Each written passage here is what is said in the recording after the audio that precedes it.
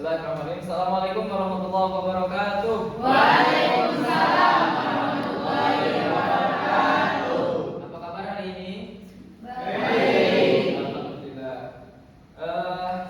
Kalau kita tes semangat dulu ya dari pagi-pagi ini supaya kalian lebih serius lagi belajarnya, biar tidak biar fokus atau lebih fokus lagi. Kita tesnya dengan kata-kata selamat pagi, maka kalian jawabnya dengan pagi. Oke, kita aja. Oke, luar biasa, teman makin luar biasa ya. Selamat pagi. Pagi. Luar biasa.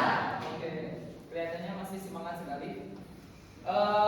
Baik, di pertemuan sekarang kita akan membahas terkait judul materi sekarang itu di mata pelajaran apa? Ada yang tahu? Mata pelajaran Al-Quran Hadis. Oke, judulnya itu yang sekarang akan kita bahas tentang Al-Quran Hadis dan fungsi Al-Quran Hadis, gitu ya. Boleh nanti dicatat. Tapi sebelum ke materi, saya akan absen dulu teman-teman atau anak-anak karena saya belum punya istri, gitu ya. Jadi ya panggilnya teman-teman saja ke bapak.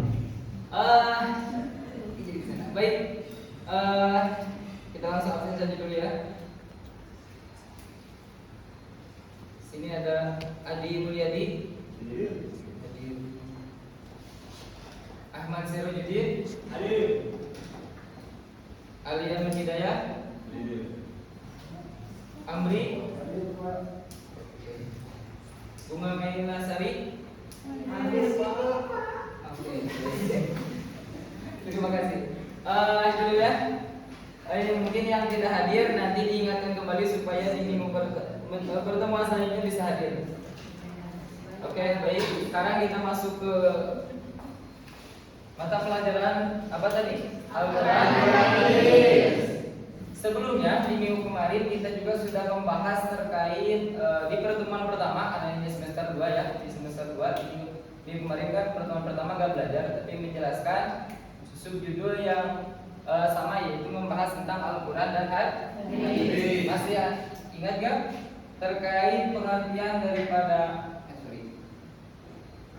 Al-Quran.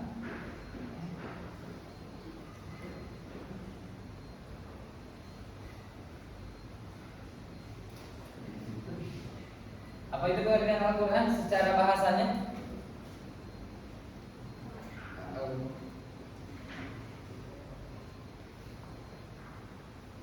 Teman-teman ada yang masih ingat gak?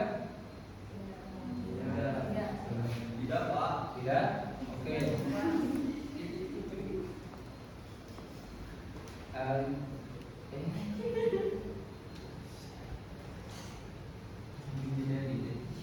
Al-Quran dalam fungsi bahasanya itu ada kronologinya.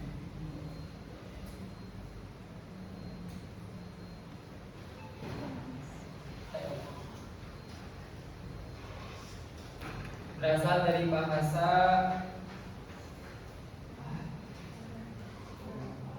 Qara'a Qur'anan, yang artinya apa? Bacaan. Jadi ini nama menurut bahasa yaitu adalah bacaan. Kalau menurut istilahnya yaitu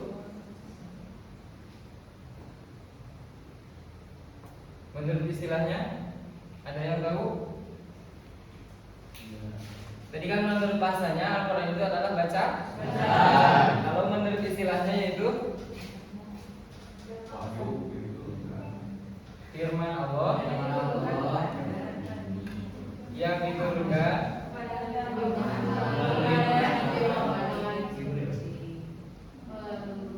kepada Nabi Muhammad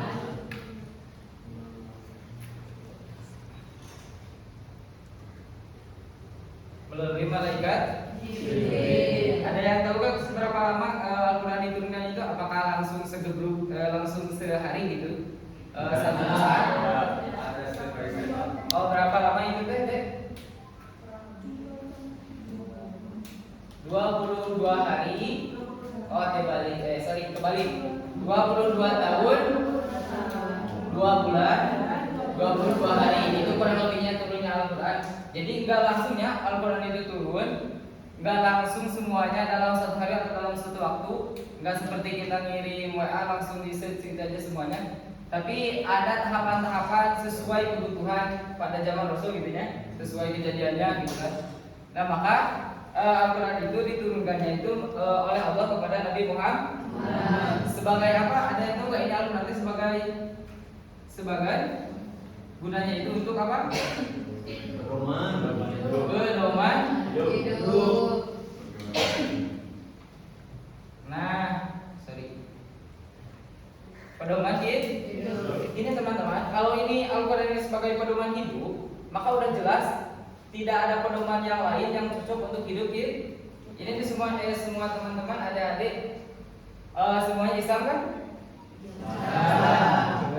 Jadi berpedoman kepada Al-Quran dan hadis. Ini tentang Al-Quran jadi sebagai pedoman hidup.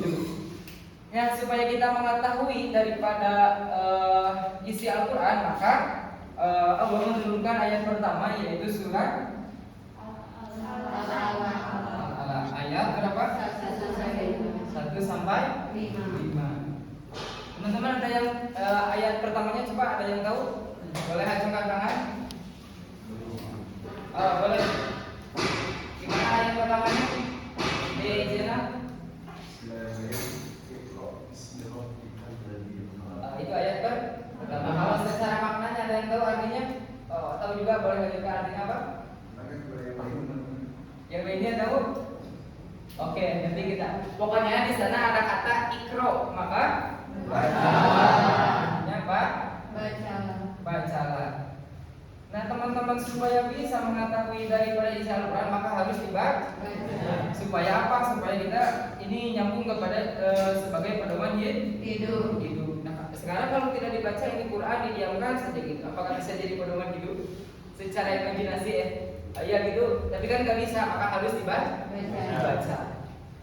Nah selanjutnya ini tentang Al-Quran sekilas ya gini ya gambarannya. Jadi saya ulangi lagi secara simpelnya tadi Quran secara bahasanya itu artinya adalah baca. Kalau dalam bahasa Arabnya itu kan ada qira'a yang Quran. Terus dalam secara istilahnya firman Allah sini Quran firman Allah yang diturunkan kepada Nabi Muhammad melalui malaikat Jibril, bukan melalui chat GPT ya, ataupun melalui siapa di sini Pak Jenal, bukan. Tapi melalui malaikat Jibril.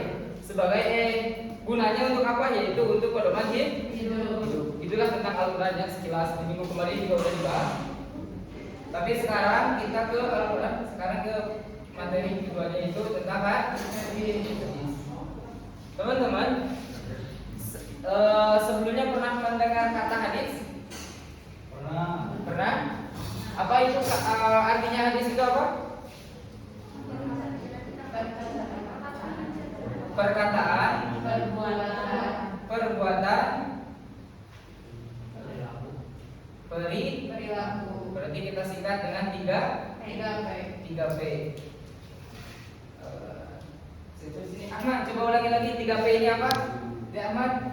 Perkataan, perbuatan, perilaku. Oke, mantap luar biasa. Tepuk tangan dulu. Nah, gini kita kembali lagi. Ini akan berkaitan ya antara tadi Al-Quran antara Al-Quran dengan hadis. Maka kaitannya untuk apa? Ini gunanya hadis itu untuk apa? Ada yang tahu? Gunanya hadis itu untuk apa? Gak tahu? Oke, jadi hadis di sini itu kurang lebihnya itu untuk gunanya secara simpel itu untuk memenuhi atau melengkapi yang belum ada ataupun menjelaskan yang belum jelas di dalam Al-Quran. Jadi seperti itu. Jadi kan maka siapa yang 3P ini yang berlakunya, yang menjadi pelakunya yaitu Rasul. Di sini kan tadi saya ulangi lagi tadi yang 3P ini takut lupa apa? Perkataan, perbuatan, sama. Maka yang 3P ini adalah yang pernah dilakukan oleh Rasul. Ya, kadang menjelaskan daripada Al-Quran, ditambah lagi oleh perkataan, perbuatan dan juga perilaku tadi hadis tersebut. Gitu. Nah, teman-teman atau adik-adik, jadi kalau ini secara hadis juga ada keterangan khairukum man ta'allama al-Qur'ana wa 'allama. Nah, itu ada yang tahu wa'al. Lama. Coba ulangi lagi sekali lagi. Khairukum Man ta'allama al-Qur'ana wa 'allama. Oh, bagus sekali. Ini dia lulus. Sangat luar biasa. Terima kasih. Oke. Artinya tahu, ada yang tahu? Cuma siapa? Jadi khairukum khair. Khair itu kan baik gitu. Ada yang tahu artinya apa? Oh, tidak? Oke.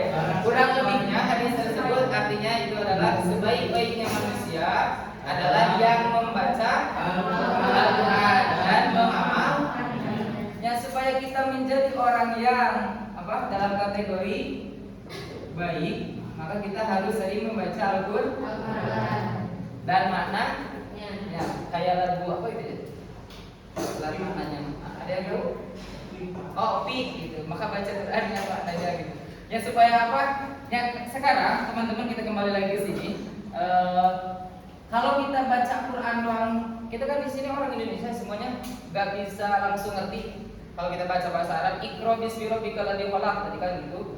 Bacalah dengan nama Tuhanmu yang menciptakan, gitu kan. Nah, kalau tidak dibaca dengan artinya, kita tidak akan tahu kan.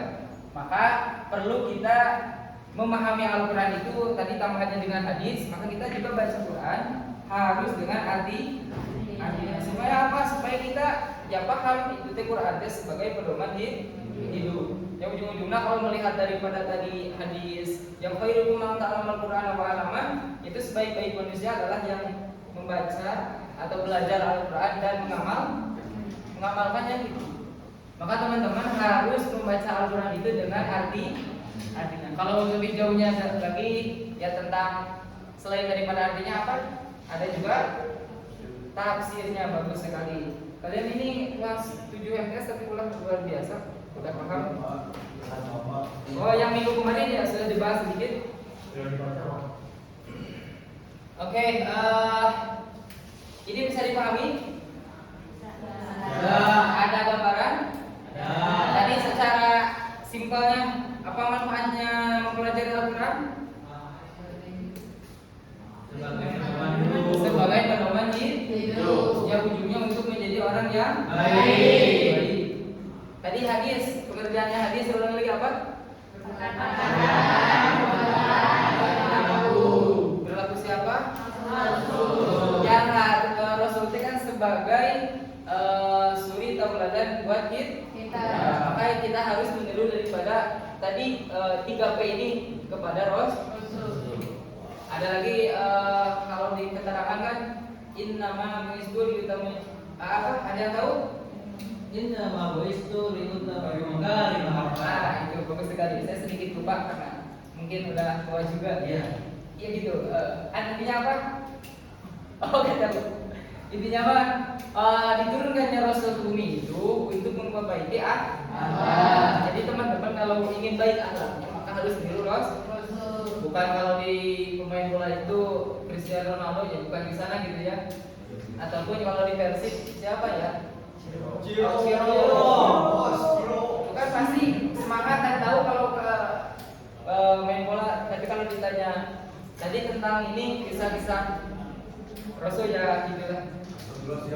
Oke. Bisa dipahami? Ya. Baik, mudah-mudahan karena waktu sudah mepet dan juga hampir habis ya, tinggal waktu sebentar lagi kita istirahat. Oke, kita oke, siap. Sebentar, takutnya ada yang mau ditanyakan dulu sama teman-teman. Sama adik-adik boleh diacungkan tangannya dengan jelas pertanyaannya. Silakan.